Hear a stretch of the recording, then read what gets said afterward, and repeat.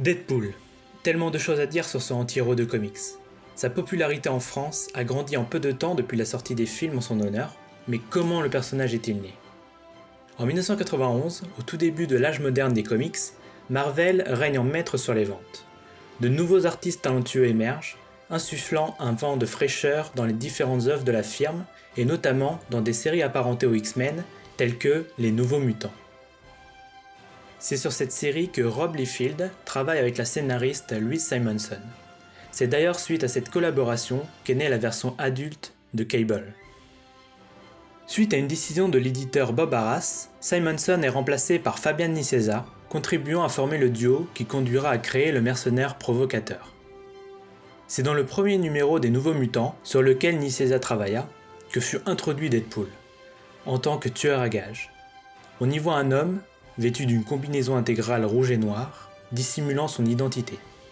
Il paraît très bien maîtriser le combat au corps à corps, mais surtout, Deadpool n'a pas sa langue dans sa poche et contraste avec le sérieux habituel de la série. Comme base pour leur personnage, Liefeld et Nicieza se sont inspirés de cette description. Spider-Man s'attaquant à un tank.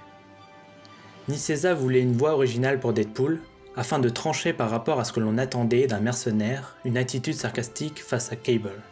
Les grandes inspirations pour le personnage sont évidemment Spider-Man pour son costume, sa fougue et son humour, et Wolverine pour son background et ses pouvoirs. Mais Deadpool est aussi composé d'une troisième source d'inspiration, Deathstroke, mercenaire assassin de l'univers DC Comics. De par son design et ses armes, les similitudes sont assez nombreuses, allant même jusqu'à leurs noms civils respectifs, Wade Wilson pour Deadpool et Slade Wilson pour Deathstroke. Sa première apparition, bien qu'assez brève, suscite un énorme engouement auprès des fans. Quelques jours après la publication des Nouveaux Mutants numéro 98, où apparaît Deadpool, de nombreuses lettres de lecteurs arrivent dans les locaux du journal afin de demander une nouvelle apparition du mercenaire, ce qui n'était pas forcément prévu à la base.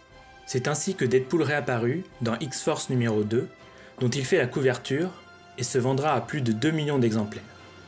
Un super-héros était né.